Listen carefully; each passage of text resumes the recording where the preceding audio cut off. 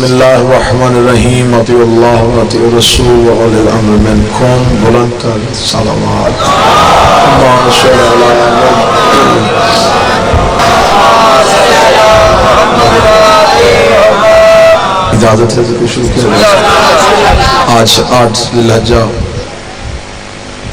اسلامی تاریخ کے حوالے سے یہ دن اس لیے فراموش نہیں کیا جا سکتا کہ یہ وہ دن تھا جب حسین ابن علی مکہ کی حدود سے جا رہے تھے.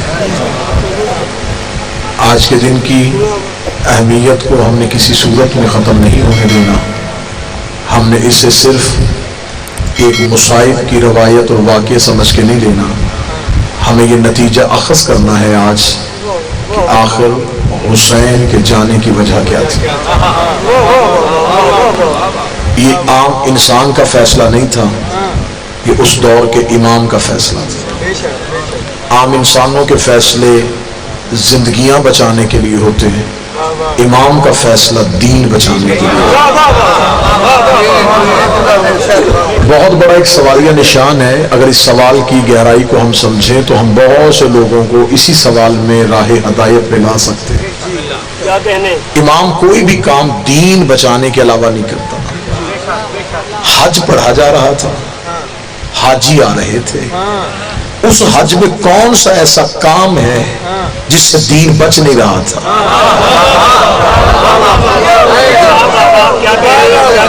آخر وجہ کیا تھی؟ محرکات کیا ہیں؟ اسباب کیا ہیں؟ حسین جا کیوں رہے تھے؟ 28 رجب کو امام حسین مدینہ سے نکلتے ہیں. مدینہ سے مکہ کو زیادہ فاصلہ نہیں ہے. امام حسین 3 شعبان یا 2 شعبان کو مکہ میں پہنچ جاتے ہیں.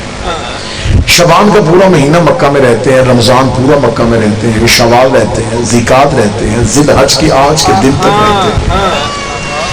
جبکہ امام اپنے علم امامت کے ساتھ جانتے تھے کہ انہوں نے حج نہیں پڑھنا، تو جب حج پڑھنا نہیں تھا تو پھر مکے میں رکے کیوں تھے؟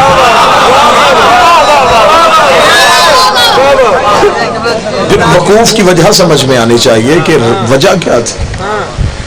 میں مثال دے دیتا ہوں. ویسے آئمہ کی یہ مثالیں تشبیہتاً تو غلط ہوتی ہیں، لیکن میں سمجھانے کی نیت سے اسے بغیر تشبیہ کے دینے لگا ہوں. میں مجلس کے لیے آ رہا ہوں، مجھے رستے میں پتا چل جائے کہ مجلس ختم ہو چکی ہے، آخری ذاکر پڑھ چکے ہیں، ماتمداری ہو چکی ہے. میں جہاں تک پہنچا ہوں میں اس سفر کو وہیں روکوں گا اور وہاں سے واپس چلا جاؤں. کوئی مجھے کہے کہ چلے ٹھیک ہے آپ جائیں تو صحیح، تو میں فوراً کہوں گا جس مقصد کے لیے جانا تھا جب وہ مقصد ہی پورا نہیں ہو سکتا، مجلس ہی تمام ہو گئی ہے، تو میں کیوں جاؤں؟ جب مجھ جیسا کم علم بغیر مقصد کے سفر نہیں کرتا تو آخر حضرت امام حسین علیہ السلام نے جو سفر کیا ہے، پھر مکہ میں قیام کیا ہے، پھر مسلسل حج کا انتظار کیا ہے، تو پھر حج پڑھا کیوں نہیں؟ یہاں پر ایک جو المیہ ہے میری قوم کے ساتھ کہ کچھ چیزیں غلط العام ہو جاتی ہیں، پھر انہیں صحیح کرنے کی کوئی ضرورت محسوس نہیں کرتی. ایک چیز غلط ہو جاتی ہے نا، جب مشہور ہو جاتی ہے، پھر کوئی بندہ اسے ٹھیک ہی نہیں کرتا، مگر بس غلط ہے تو پھر غلط ہی چلنی چاہیے. اب یہاں پر ایک غلط العام ایک چیز جو ہے وہ بیان کی جاتی ہے. امام حسین علیہ السلام نے احرام توڑ دیے. یہ لفظ حسین کے شایان شان نہیں ہے. احرام توڑنا ایک عمل کبیح ہے جسے امام سرزد نہیں دے سکتے. احرام نہیں توڑے، حج کو عمرے میں تبدیل کر دیا.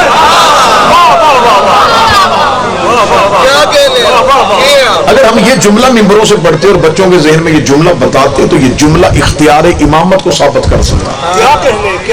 امیر المومنین نے اپنے نوکر سے کہا کر وضو کے لیے پانی لے کے آ. جلدی سے وضو کے لیے پانی لایا گیا. مولا کی وضو کے لیے مولا وضو کیا، مصلی بچھایا. ادھر سے جنگ کا طبل بچ گیا. وہ ابھی نوکر وضو کر رہا تھا مصلی پہ آنے کے لیے. نوکر نے یہ مصلی آگے کیا تو اس نے فوراً کہا جلدی کر، میرے گھوڑے سے میری تلوار کھینچ. اس کا تلوار کھینچ رہا ہے تو کیا نماز نہیں پڑھے گی؟ اس میں شرم نہیں آ رہی؟ نماز تو جنگ پہ جا رہی ہے.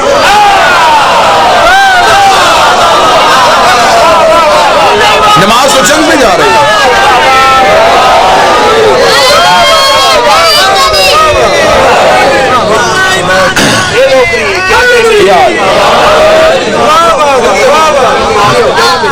سے بے نیاز ہو کے مضمون سنانے لگا.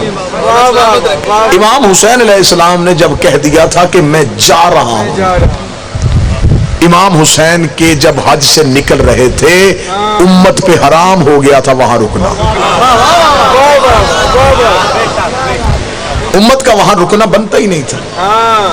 اگر مکہ میں لوگ حسین کی صدا پہ لبیک کہہ دیتے اور سمجھ جاتے کہ امام کے بغیر حج نہیں ہوتا تو کربلا میں یہ صدا آنی نہیں تھی کہ جلدی قتل کرو نماز ادا کر. اہمیت بتا رہا ہوں. امام حسین علیہ السلام نے یہ کیوں کہا، یا اس کا غلط العام کو تصحیح کیجئے گا. احرام نہیں توڑے، حج کو عمرے میں توڑے. دوسری چیز ہے، جب امام حسین مکہ پہنچے تو مکہ حسین کا اصل وطن ہے. مدینہ یہ ہجرت کر کے گئے. امام حسین علیہ السلام کے آباء و اجداد کا تعلق مکہ سے تھا. امام حسین کا دودھیال والا گھر بھی مکہ میں تھا، ننہال والا گھر بھی، داد کے بھی مکہ کے تھے، نان کے بھی مکہ کے. امام حسین جب مکہ پہنچے ہیں تو اب حسین کے لیے دو گھروں میں سے ایک کا انتخاب کرنا تھا. یا تو عبد المطلب والی حویلی کھولتے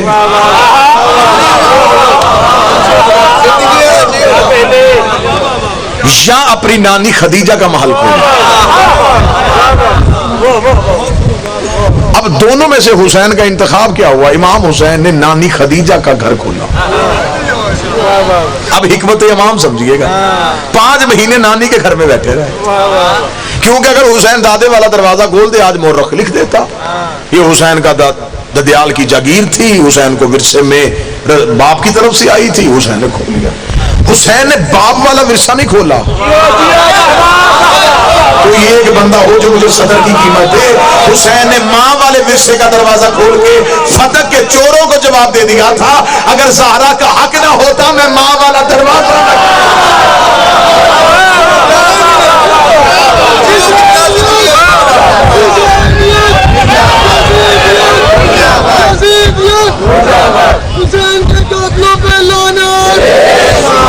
مسلسل امام حسین مکہ میں رہے ہیں اور مسلسل خطبات امام حسین جاری کرتے رہے ہیں.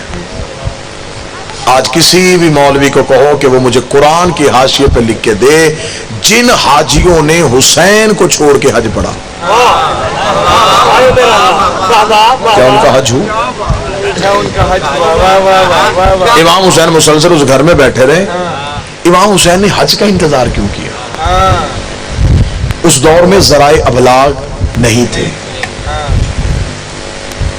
ایک قتل کی خبر 1 سال بعد دوسرے علاقے میں پہنچتی تھی. جہاں جہاں ذرائع ابلاغ یزیدیت نے یا دشمنان آل محمد نے اپنے قبضے میں کر لیے تھے، یہ ان لوگوں کو آل محمد سے دور کرنے کے لیے جھوٹی حدیثیں اور جھوٹی روایتیں پیش کر رہے تھے. میں ایک بڑی معلوماتی مجلس آپ کو سناؤں، یعنی کہ اتنا ذرائع ابلاغ پہ دشمنوں کا کنٹرول ہو گیا تھا کہ امیر المومنین مسجد کوفہ میں شہید ہوتے ہیں اور دور دراز کے رہنے والے مسلمان ایک دوسرے سے سوال کرتے ہیں کہ علی مسجد میں کیا لینے کے لیے گئے.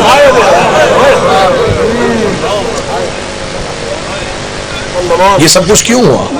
یہ غلط حدیثوں کی وجہ سے، یہ جھوٹے راویوں کی وجہ سے کہ جی رسول کے بعد تو خاندان رسول کو اس لیے ممبر سے دور کر دیا گیا ہے کہ وہ تو اب معاذ اللہ ثم معاذ اللہ دین بھی ہے ہی نہیں. لہٰذا وہ حکومت مانگ رہے تھے، ہم نے ان کو ایک سائڈ پہ کر دیا، حکومت ہم کر رہے ہیں. دشمنان آل محمد نے مسلمانوں کے دلوں میں، جن کے دل میں ظاہراً دشمنی نہیں تھی، نفرت بھر دی تھی. اب امام حسین علیہ السلام چاہتے تھے کہ کوئی ایسا موقع ہو جہاں ساری امت اکٹھی ہو.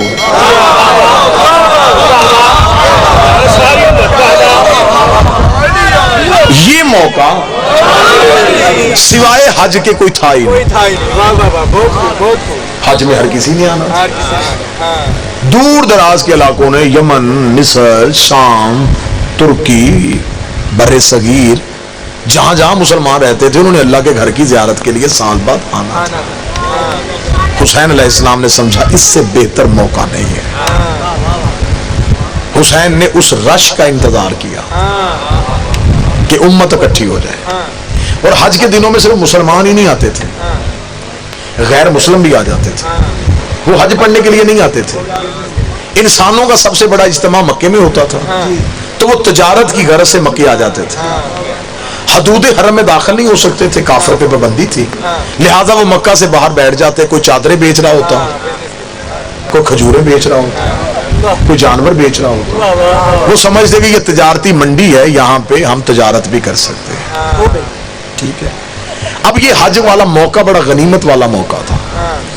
آنے شروع ہو گیا جی, کو ادھر سے لشکر, کو ادھر سے لوگ آ گئے, ادھر سے قافلے, ادھر سے قافلے, ادھر سے قافلے. قافلے اکٹھے ہو گئے. اللہ کے گھر کا آج والے دن طواف شروع ہو گیا.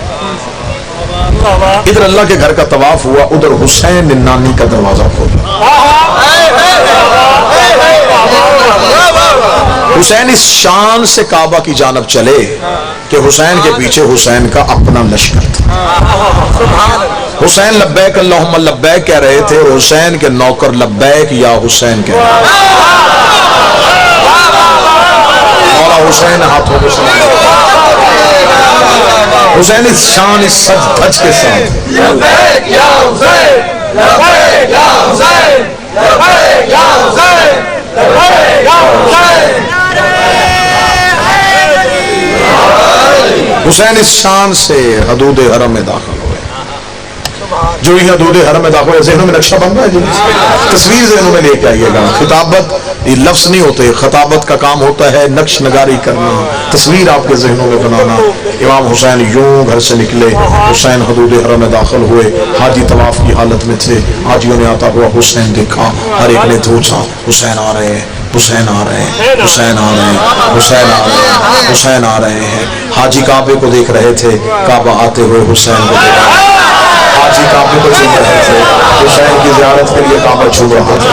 حسین چلتے چلتے طواف کعبہ میں مشغول ہوئے. طواف کعبہ میں مشغول ہوتے ہوتے اب حسین نے حجت کا اختیار دکھانا تھا. حسین نے طواف شروع کرنے سے پہلے دائیں طرف ابو الفضل عباس کو دیکھا.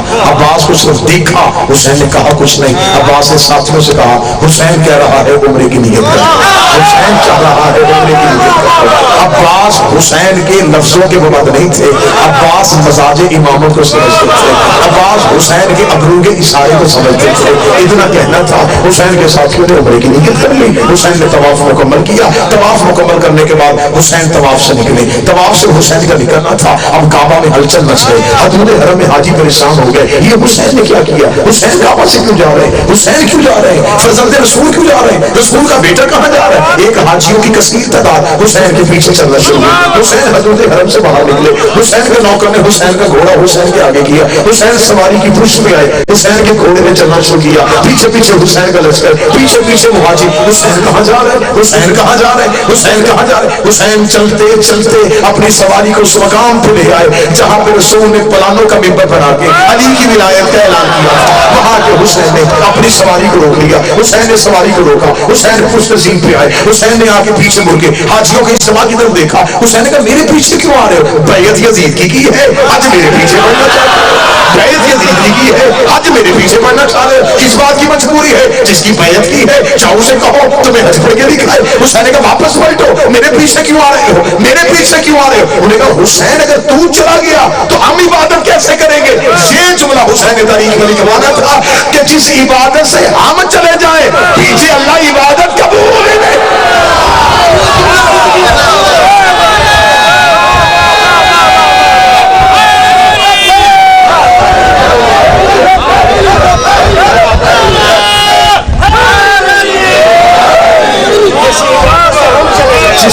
جس عبادت سے ہم نکل جائیں پیچھے سے وہ عبادت کس چیز.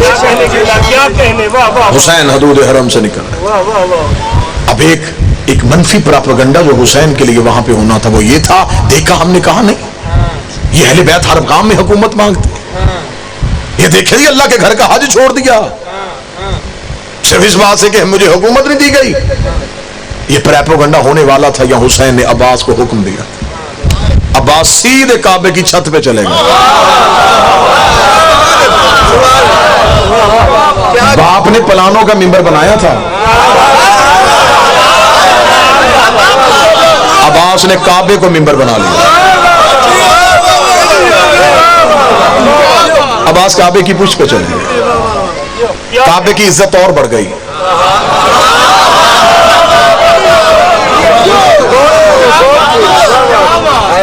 اچھا ہوتا ہے وہ گھر جس پہ علم ہو. کعبے کی چھت پہ صرف علم نہیں، علمدار تھا.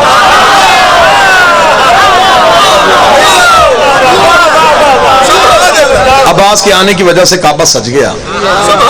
عباس کعبے کی چھت پہ آ کے کھڑے، چھت پہ. لفظ تبدیل کرتا ہوں، ملتان ایک بہت ادب سننے والی نگری ہے. عباس کا کعبے کی چھت پہ آنا تھا. کعبے کی چھت غازی کے تلوے چوم رہی تھی.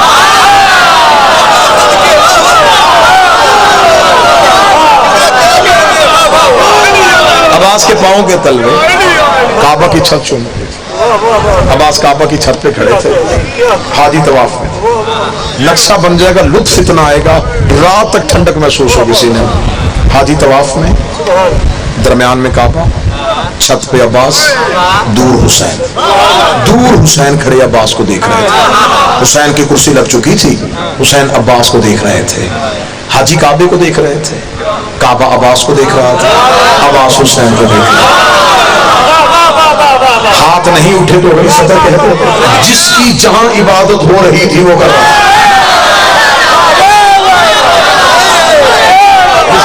مولا حسین ان ہاتھوں کو سلامت رکھے. جس کی جہاں عبادت ہو رہی تھی وہ اپنی اپنی عبادت کر رہا تھا. کیوں حاجی طواف کی حالت میں تھے؟ حاجی طواف کی حالت میں، اور سخی عباس کعبہ کی چھت پہ. حسین نے آنکھ کا اشارہ دیا، آنکھ کا اشارہ دیکھنا تھا. عباس نے خطبہ شروع کیا. سخی عباس نے خطبہ شروع کیا تو آپ سمجھیں گے یہاں اتنے لوگ شور کر رہے ہو، بول رہے ہو، وہاں ایک بندہ بولے تو آواز کون سنے؟ کعبے کے طواف خاموش ہو کے نہیں ہوتا. کعبے کا طواف کرتے ہوئے آپ کو ایک تسبیح پڑھنی پڑتی ہے، اور وہ اونچی آواز میں پڑھنی ہے. یہاں اونچی آواز میں تسبیح پڑھی جا رہی تھی، اور عباس کعبے کی چھت پہ کھڑے تھے. کعبے کی چھت پہ کھڑے عباس نے خطبہ جاری کیا. اتنی خاموشی ہو گئی کہ دلوں کی دھڑکن کانوں میں سن رہی.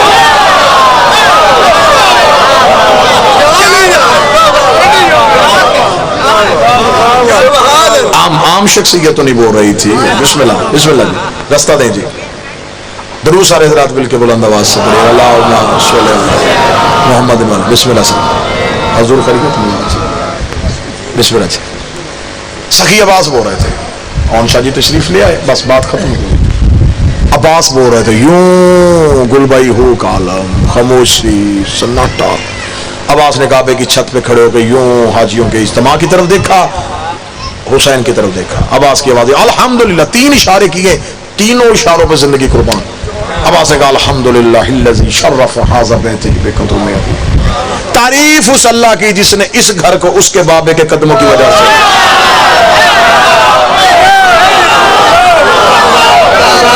تعریف اس اللہ کی جس نے اس گھر کو اس کے بابا.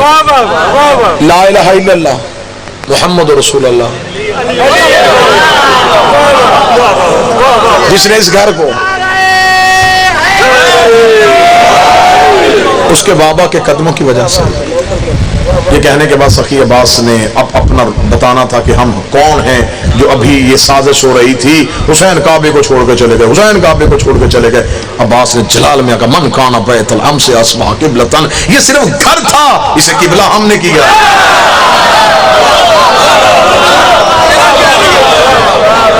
گھروں کے طواف تو نہیں ہوتے نا، کمروں کی طرف منہ کر کے تو سجدہ نہیں ہوتا. عباس نے کہا یہ تو گھر تھا، اسے قبلہ ہم نے.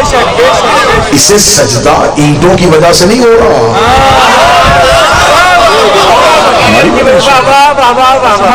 اسے سجدہ اس کی وجہ سے نہیں ہو رہا، ہماری وجہ سے ہو رہا. اس کی نسبت ہمارے ساتھ ہے. اگلی سطر بنتی ہی عباس کی تھی. میں پیر اون شاہ جی ہمیشہ سوچتا تھا کہ مولا عباس کا انتخاب کیوں کیا اس خطبے کے لیے. عباس کے لہجے میں علی والا روپ تھا، جلال تھا عباس کے لہجے میں. اب عباس اس بات میں جلال میں تھے کہ یہ لوگ کہہ رہے ہیں کہ ہم نے حسین کو حج نہیں پڑھنے دیا. عباس نے یوں زمین کی طرف دیکھا، لفظ اتنا بڑا آ گیا ہے مجھے سطر پہ کینا چاہیے. حسین نے دیکھا ہوا عباس کو، عباس کعبے کی چھت پہ. عباس نے حسین سے اشارہ لیا، اشارہ لینے کے بعد عباس نے رینگتے ہوئے حاجیوں کو دیکھا. میں چلتے ہوئے تو کہہ نہیں سکتا، میں کیسے کہوں چل رہے تھے؟ جو حسین کو چھوڑ دے پھر انسانیت کے ساتھ تعلق کیا ہے؟ حسین عباس نے یوں رینگتے ہوئے حاجیوں کو دیکھا، رینگتے ہوئے حاجیوں کو دیکھے عباس کی علم کی قسم ہے غازی کا یہ جملہ نہ ہوتا، میں منبر پہ غلط پڑھوں مجھے عباس معاف نہ کرے۔ عباس نے یوں رینگتے ہوئے حاجیوں کو دیکھا، ایھا الکافرۃ والفاجرہ، او کافر ہو، او فاجر ہو، او کافر ہو، او فاجر ہو، کافر ہو، فاجر ہو۔ سخی عباس آپ کن سے کافر کہہ رہے ہیں؟ ان کے بدن پہ احرام ہے، ان کے چہرے پہ داڑیاں ہیں، یہ غسل کر کے آئے ہیں، یہ وضو کر کے آئے ہیں، یہ لبیک اللہم لبیک کہہ رہے ہیں، یہ تو اللہ کے گھر کا حج کرنے آئے ہیں، اور تو نے کعبے کی چھت میں انہیں کافر کہہ دیا ہے۔ عباس کا کافر کہہ کے زمانے کو بتا دیا ہے جن کے دین سے حسین نکل جائے وہ اللہ کے گھر میں بھی کافر ہوتا ہے۔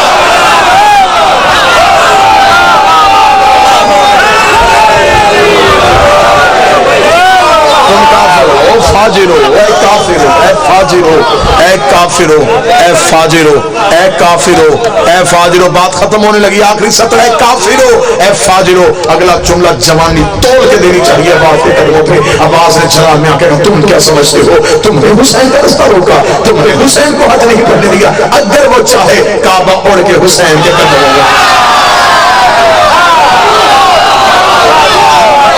تم سمجھتے ہو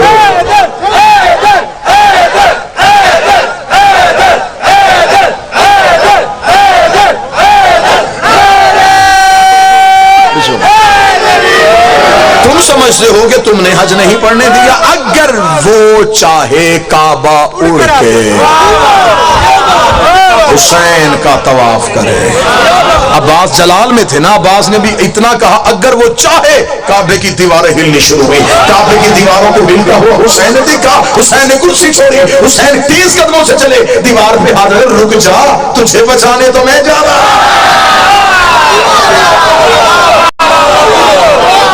اسے بچا لیتا ہے۔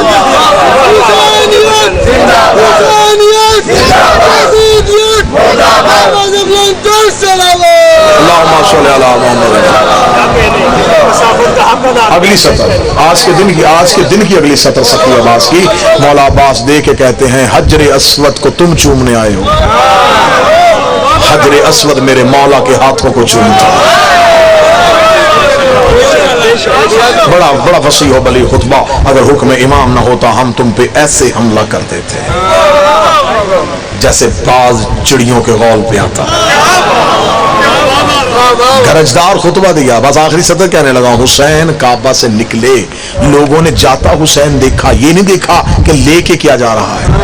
حسین کعبے سے کعبہ کی روح کو لے کے چل پڑا۔ میں نے صدر کہی ہے 2-4 بندوں کے ہاتھ اٹھے ہیں، میں نے کوئی شاعری تخیل نہیں پڑھا تھا کہ حسین کعبہ سے کعبہ کی روح کو لے کے چلے گئے۔ اب وہاں صرف بدن ہے، روح حسین کربلا لے گیا۔ اب وہاں صرف جسم ہے، روح حسین کربلا لے گیا۔ اگر روح وہاں ہوتی تو کربلا کی سواری 70,000 حج سے افضل نہ ہوتی۔ وہاں جسم ہے، روح کربلا، روح کربلا۔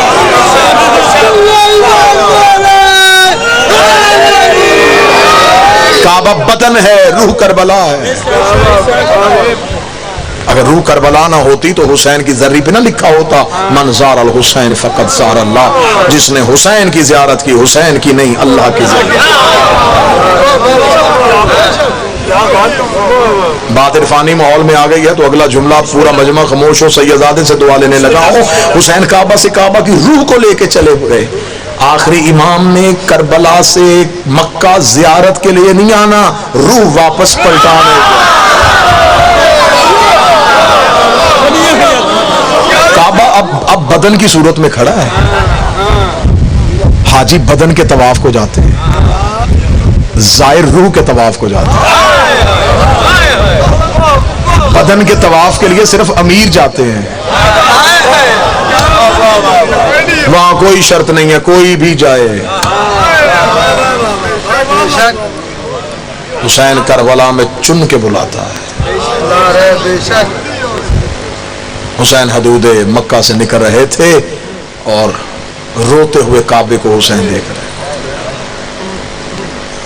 کعبے کے غلاف سے لپٹ کے حسین نے ایک جملہ کہا، آج کے دن کا جملہ ہے، اس جملے پہ آج اتنا رو لینا، یہ آج کے دن کا جملہ ہے۔ حسین نے کعبے کے غلاف سے لپٹ کے رو کے کہا اگر مجھے زینب کے برقعے کا ہونا ہے۔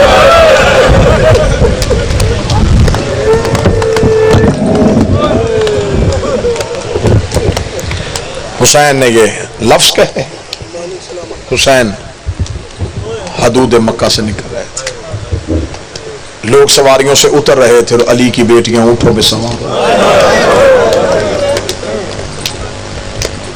کعبہ اداس ہو گیا، کربلا بے چین ہو گئے، شہر کا مالک شہر سے جا رہا تھا،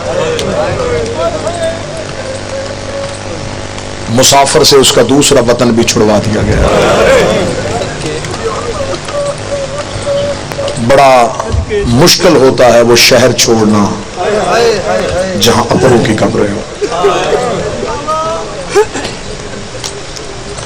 سادات و غیر سادات سے معافی مانگ کے مصائب کی دنیا کا بہت عمدہ لہجہ جن کو سیدان نے نسلوں میں ذکر حسین ودیت کیا ہے، وہ آپ کو جی بھر کے مصائب کے قرآن سے آیتیں پڑھ پڑھ کے سنائیں گے۔ روتے ہوئے قبر رسول سے اٹھ کے حسین گھر میں آئے، دروازے پہ ہاتھ رکھا، اندر سے ماں کی شکل والی بہن اٹھی، حسین کے گلے میں باہیں ڈال کے کہتی پہلے بتا نانے کی قبر پہ رویا کیوں تھا؟ حسین نے رو کے جو جملہ کہا، حسین رو کے کہتے آج میرا حسن ہوتا، میں حسن سے کوئی مشورہ کرتا، بھائی کی داڑھی چوم کے کہتی نہ رو، حسن بھی میں ہوں، علی بھی میں ہوں، بطول بھی میں ہوں، جو مشورہ کرنا مجھ سے کر، میں شریکت الحسین ہوں، میں نے ماں کے پہلو میں پٹیاں باندھی ہیں، میں نے بابے کے سر پہ پٹیاں باندھی ہیں، میں نے حسن کے جنازے سے تیر کھینچے، حسین جو مشورہ کرنا مجھ سے کر۔ حسین تڑپ کے کہتے ہیں عالیہ پھر مشورہ تو یہی ہے، محاذ دو ہے میں اکیلا ہوں، میں کربلا میں جاؤں تو شام فتح نہیں ہوتی ہے، میں شام جاؤں کربلا فتح نہیں ہوتی، جہاں جہاں سید بیٹھا اگلے جملے پہ ہائے نکلے گی، بھائی کی داڑھی چوم کے کہتی ہے ان میں سے مشکل کون سا؟ حسین رو کہتے شام کے لوگ بڑے کمینے ہیں، تڑپ کے کہتی کربلا تو سو جانا، شام تیری زینب چاہیے، تڑپ کے حسین نے رو کے کہا عالیہ شام کا مزاج تیرے لائق نہیں، شام کے لوگ بڑے کمینے ہیں، یہ نبیوں سے فتح نہیں ہوا، تڑپ کے کہتی نہ رو، میں علی کی بیٹی ہوں، تب تک اٹھوں گی نہیں جب تک یہ نعرہ نہ لگ جائے حسین حق پہ تھا۔ عالیہ شکریہ، یہ کہنے کے بعد حسین کی آنکھ سے پھر آنسو آیا، اپنی چادر سے حسین کا آنسو صاف کیا، رو کہتی اب کون سا درد ہے؟ حسین رو کے کہتے فوج ایک ہے محاذ دو، فوج کربلا میں لڑاؤں یا شام میں لڑاؤں؟ رو کے کہنے کی میں جنت اور دوزخ تقسیم کرنے والے کی بیٹی ہوں، اگر تو کہے فوج میں تقسیم کروں، کیسے تقسیم کرے گی؟ رو کہتی رقیہ مجھے دے دے عباس تو دے،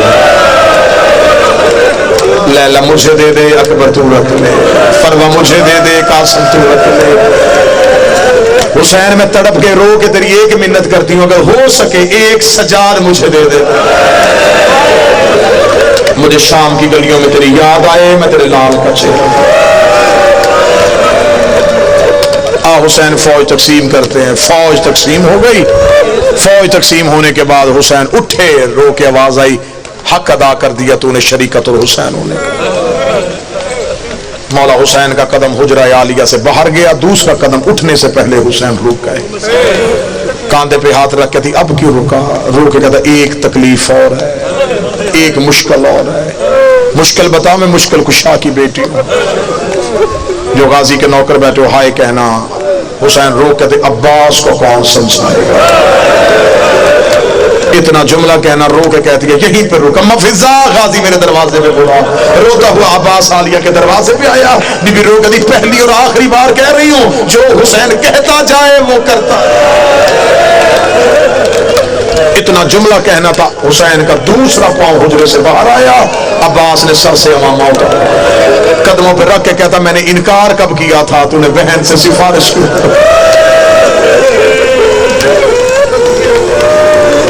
فہرست مکمل ہو گئی، بنی ہاشم کے مرد گھوڑوں پہ بیٹھ گئے، مستورات اونٹوں پہ بیٹھ گئیں، دروازوں کو تالے لگ گئے، سغرا کے ہاتھ میں چابیاں۔ 2 منٹ بعد میں ممبر چھوڑنے لگا ہوں، بالکل تھوڑے دنوں بعد محرم ہے، پھر محرم کے بعد سفر۔ جتنی مجلسیں سنو گے تمہیں عالیہ کا اجڑ نہ سنایا جائے گا، تمہیں کوئی زینب کا شام میں جانا سنائے گا، کوئی کوفے میں جانا سنائے گا۔ یہ دن ہے، مجھ سے ایک لمحے کے لیے ایک جملہ سن لو، جب مدینے سے نکلی تو آباد کتنی تھی، مدینے سے کس حالت میں نکلی تھی۔ جب سب اونٹوں پہ سوار ہو گئے، گھوڑے سج گئے، مولا حسین کی آواز آئی، عباس، ہر کوئی آ گیا؟ عباس کی آنکھیں نہیں، بادل ہیں۔ عباس رو کے کہتے ہیں علی کی بیٹی نہیں آئی۔ حسین گھوڑا لے کے عالیہ کے حجرے کے باہر گئے، حجرے کے باہر جا کے گھوڑے سے اترے، حسین دروازے پہ جا کے ایسے رکے جیسے مدینے میں زہرا کے دروازے پہ رسول۔